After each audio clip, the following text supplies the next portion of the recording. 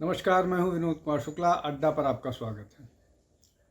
राहुल गांधी जब प्रधानमंत्री नरेंद्र मोदी के बारे में कटु शब्द का उपयोग या ऐसे शब्द का उपयोग जो असामान्य, ऐसे शब्दों का उपयोग जो किसी भी व्यक्ति के सम्मान को ठेस पहुंचाए, जब इस तरह की भाषा का उपयोग करते हैं तो ये समझ में आता है कि वो एक ऐसे परिवार से हैं जिसको इस बात को लेकर के एक सेंस ऑफ एंटाइटलमेंट है और वो बाकी देश के लोगों से, देश के नेताओं से अपने आप को अलग और एक क्लास वाला महसूस करता है। लेकिन जब मल्लिकार्जुन खड़गे, कांग्रेस के राष्ट्रीय अध्यक्ष, जब मोदी के बारे में इस तरह की बात करें जो नहीं करनी चाहिए या अपमानजनक हो, तो उससे ये लगता है कि शायद पार्टी का ही चरित्र कुछ ऐसा हो गया है या साथ का असर है। जैसा गांधी परिवार सोचता है वैसा ही उस पार्टी में सबको सोचना पड़ता है। तो ये स्थिति इसलिए है कि आज मल्लिकार्जुन खड़गे ने भाजपा को लेकर के जो बात अपनी कही कि आप अगर भाजपा को ले आएंगे या भाजपा को जिताएंगे तो वो जहर जैसी स्थिति होगी। आप जहर को जीभ से छू रहे होंगे या जहर ग्रहण कर रहे होंगे, और आपको मालूम है कि जहर क्या करता है, जहर मारता है। तो मल्लिकार्जुन खड़गे इस तरह की बात आज कर रहे थे। लेकिन क्या ऐसा है कि वो पहली बार ऐसा कर रहे हैं? नहीं। मल्लिकार्जुन खड़गे को जैसे जहर को लेकर के एक ऑब्सेशन सा है। वो अक्सर गाहे बेगाहे न केवल बीजेपी के लिए बल्कि प्रधानमंत्री के बारे में भी इसी तरह की बात करते रहते हैं। पॉलिटिकल आइडियोलॉजिकल डिफरेंसेस हो सकते हैं, होने चाहिए। दोनों बीजेपी और कांग्रेस अलग अलग राजनीतिक दल हैं, तो वो समझ में आता है। लेकिन जब इस तरह की बात होती है और शब्दों की गरिमा गिरती है तो निश्चित तौर पर उसके परिणाम जनता के बीच जो है उसके प्रभाव अच्छे नहीं जाते हैं। और ऐसा नहीं है कि ये खाली कांग्रेस के साथ होता है या बीजेपी के साथ होता है, दोनों के साथ होता है। अगर कांग्रेस ने ऐसा किया तो कांग्रेस के साथ होगा, बीजेपी ने ऐसा किया है तो बीजेपी के खिलाफ जाएगा और बीजेपी को लोग उस दृष्टि से या उस मूल्यों पर आंकेंगे।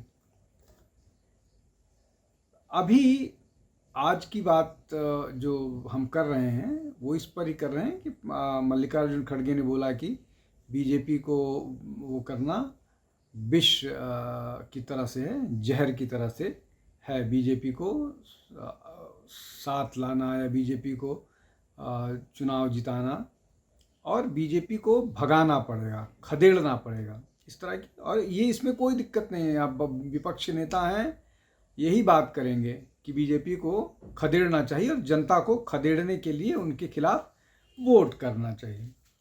लेकिन जैसा मैंने पहले कहा कि ये पहले भी कर चुके हैं। मार्च 31, 2024 में भी जब चुनाव चल रहे थे लोकसभा के, तो उन्होंने बोला कि आरएसएस और बीजेपी दोनों जहर हैं। अब बीजेपी की आलोचना आप कीजिए, आरएसएस की आलोचना आप, जो न राजनीतिक दल है, जिसका चुनाव से कोई लेना देना नहीं है, संगठनात्मक दृष्टि से आरएसएस कहती है कि वो मॉरल सपोर्ट बीजेपी को जरूर करती है। वो तो भी कहती है कि हम तो कांग्रेस को भी सपोर्ट करने के लिए तैयार हैं। और अभी कुछ दिन पहले सरसंघ चालक का बयान आप देख सकते हैं। खैर, अब ये जो बात आज महाराष्ट्र में कही मल्लिकार्जुन खड़गे ने, मिलती जुलती बात पंजाब में 24 में कही थी, मार्च 2024 में। लेकिन ये जो बात कह रहे हैं, इन बातों में बहुत ज़्यादा एक तो रेपिटेशन है। एक ही बात बार बार कहते हैं कि बीजेपी जहर की तरह से है, उसको आप जीभ से छुइएगा तो आप को नुकसान करेगी, तो क्या आप जीभ से छुइएगा। उसके बाद राजस्थान में भी उन्होंने एक विवादास्पद बात कही थी, जब उन्होंने 2022 में उन्होंने बोला था कि बीजेपी का कुत्ता भी स्वतंत्रता संग्राम की लड़ाई में नहीं लड़ा है। अब इन सब चीज़ों पर बहुत सारे विवाद हैं, बहुत सारा मसला है। मुझे लगता है कि इन सब को बहुत सारा जो ये मसला है, ये सूचना का अभाव है।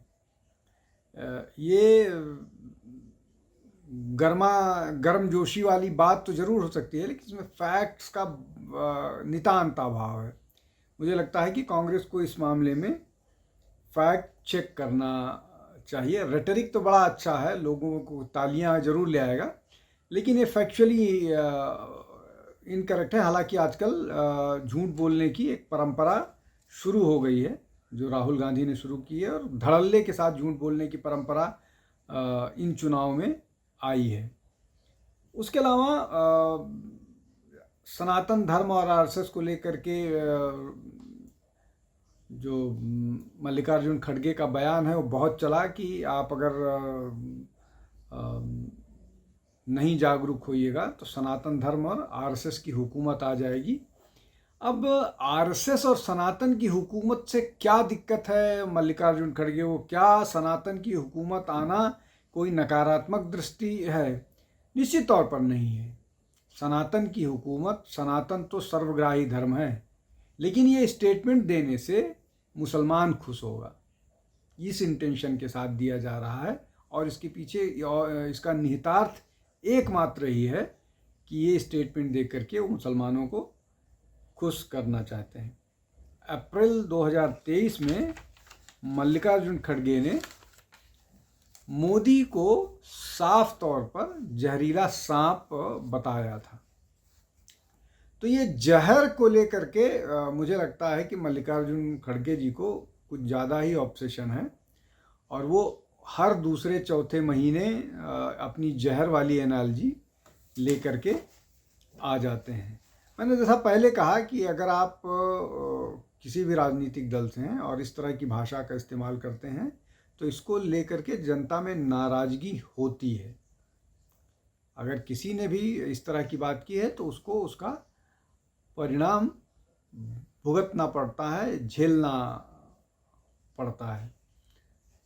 लेकिन ये जो बात लगातार कह रहे हैं, ये एक बाकायदा योजनाबद्ध तरीके से किया जाता है। अब इसमें जैसा मैंने पहले कहा कि क्या ये जो बात मल्लिकार्जुन खड़गे कह रहे हैं वो तालमेल के साथ कह रहे हैं? राहुल गांधी और मल्लिकार्जुन खड़गे दोनों तालमेल के साथ कह रहे हैं, या राहुल गांधी बोल रहे हैं ये भाषा तो मल्लिकार्जुन खड़गे को भी उसी भाषा का इस्तेमाल करना उनकी मजबूरी है? मजबूरी इसलिए भी है कि वो ये दिखाने की कोशिश करेंगे कि हम आपके पद चिन्हों पर चल रहे हैं, इसलिए कि राहुल गांधी लगातार इसी तरह की भाषा भाजपा के बारे में उनको अगर मल्लिकार्जुन खड़गे बीजेपी और आरएसएस को पॉइजन बोल रहे हैं, जहर बोल रहे हैं, तो राहुल गांधी ने मुस्लिम ब्रदरहुड से और आतंकवादी संगठनों से के बराबर उनको दिखाया है। मामले अदालत में गए हैं और अदालत में मुकदमे हैं, चल रहे हैं, कुछ पर राहुल गांधी ने माफ़ी भी मांगी है। तो क्या ये जो बात मल्लिकार्जुन खड़गे कह रहे हैं वो अपने जनता को एड्रेस करने से ज़्यादा अपने नेता को अपीज करना नहीं है? इसलिए कि मल्लिकार्जुन खड़गे ने संसद में, बीच संसद चल रही थी उस समय, बोला कि मैं सोनिया गांधी की कृपा से राष्ट्रीय अध्यक्ष बना हूँ। तो क्या वो सोनिया गांधी की कृपा से राष्ट्रीय अध्यक्ष बने हैं या वो चुन करके आए हैं? तो ये मसला है। तो अगर इन सब चीज़ों को देखें तो जितनी बात मल्लिकार्जुन खड़गे कर रहे हैं राष्ट्रीय अध्यक्ष के नाते, अगर उनको पॉइंट वाइज देखें, पहला ये कि जो बात राहुल गांधी करते हैं, जिस तरह की बात राहुल गांधी करते हैं, उसी तरह की बात मल्लिकार्जुन खड़गे करने की कोशिश किए जा रहे हैं। दूसरी बात ये कि ये किसको खुश करेगा, ये गांधी परिवार को प्रसन्न करेगा कि जो बातें गांधी परिवार कहता है वही बात मल्लिकार्जुन खड़गे आगे लेके जा रहे हैं, उसी लाइन ऑफ थॉट को, उसी चेन ऑफ थॉट्स को, उसी चेन ऑफ आइडियाज़ को वो आगे लेकर के जा रहे हैं। तीसरा, जैसे ही आप बीजेपी को के खिलाफ बात करना शुरू करते हैं, बीजेपी को गाली देना शुरू करते हैं, मोदी के बारे में आप अभद्र मतलब मोदी के बारे में आप इस तरह की टिप्पणी करते हैं कि वो नाग है या मोदी पॉइजन है, वैसे ही मुस्लिम आपके साथ लामबंद होगा। और सबसे महत्वपूर्ण बात यह है कि इससे किसी भी नेता का एलिजियंस नज़र आएगा। जो गांधी परिवार के लिए एलिजियंस है वो नज़र आएगा। कांग्रेस के साथ एलिजियंस हो ना हो, लेकिन गांधी परिवार के प्रति एलिजियंस दिखेगा, और वही दिखाने की कोशिश मल्लिकार्जुन खड़गे लगातार करते आ रहे हैं। और इसी प्रयास में वो इस तरह की भाषा का इस्तेमाल करते हैं, पॉइजन वाली भाषा का इस्तेमाल करते हैं। अब उसका फ़ायदा नुकसान भी हमने बता दिया है, लेकिन ऐसा नहीं है कि ये रुकने वाला है, इस पर कोई बात कहीं आकर के रुकने वाली है। ये जारी रहने वाला है। और शायद ये एक भ्रम कांग्रेस में फैल गया है, जब से कांग्रेस 55-54 सीट से 99 पर आई है, कि ये जो परिणाम हैं वो परिणाम जो हैं वो इसी एग्रेसिव और एब्यूसिव पॉलिटिक्स का परिणाम है। और इसीलिए जो कांग्रेस की प्रवक्ता हैं, राष्ट्रीय प्रवक्ता हैं, वो सारे के सारे जो बीजेपी के प्रवक्ता हैं, जिनके साथ भी वो डिबेट में होती हैं, वो इसी तरह की भाषा इस्तेमाल करती हैं, ऐसी भाषा का इस्तेमाल करती हैं जो कई बार बहुत शर्मनाक होता है, लेकिन वो कांग्रेस की मीडिया स्ट्रैटेजी का हिस्सा नज़र आता है। और वो मीडिया स्ट्रैटेजी जो है वो निश्चित तौर पर उस पर जो केंद्रीय नेतृत्व है या जो गांधी परिवार है उसकी सहमति नज़र आती है। उसमें चाहे जो भी हो, जिन भी प्रवक्ताओं की बात करें, चाहे आप सुप्रिया श्रीनेत्र की बात करें, चाहे रागिनी नायक की बात करें, चाहे लांबा की बात करें, चाहे आप आलोक शर्मा की बात करें, चाहे आप जिस भी प्रवक्ता की बात करें, सबका एक ही अप्रोच है। सब एक तरह से रिस्पॉन्ड करते हैं, सब एक तरह से जवाब देते हैं, सब एक तरह से सोचते हैं, सबका एक स्टाइल है और सबका एक ही तरीका है। एग्रेसिव होइए, एब्यूसिव होइए, इंटिमिडेट कीजिए। तो यही नई रणनीति है, इंटिमिडेट करके आना और झूठ बोल करके निकल जाना, जिसका कोई प्रमाण नहीं हो। हालांकि ये ज़्यादा दिन नहीं चलने वाला है, इसलिए कि इसके परिणाम धीरे धीरे दिखने शुरू हो गए हैं। अब ये नहीं कहा जा सकता कि जिन विधानसभा चुनाव आने वाले विधानसभा चुनाव में इसका कुछ इस तरह का दिखेगा, लेकिन धीरे धीरे ये शीप इन करने लगा है। आज के लिए बस इतना ही। आप हमारे साथ जुड़िए, हमारे चैनल को लाइक कीजिए, शेयर कीजिए, सब्सक्राइब कीजिए, बेल आइकन को दबाइए, हमको ज़्यादा से ज़्यादा लोगों तक पहुंचने में मदद कीजिए। बहुत बहुत धन्यवाद। नमस्कार।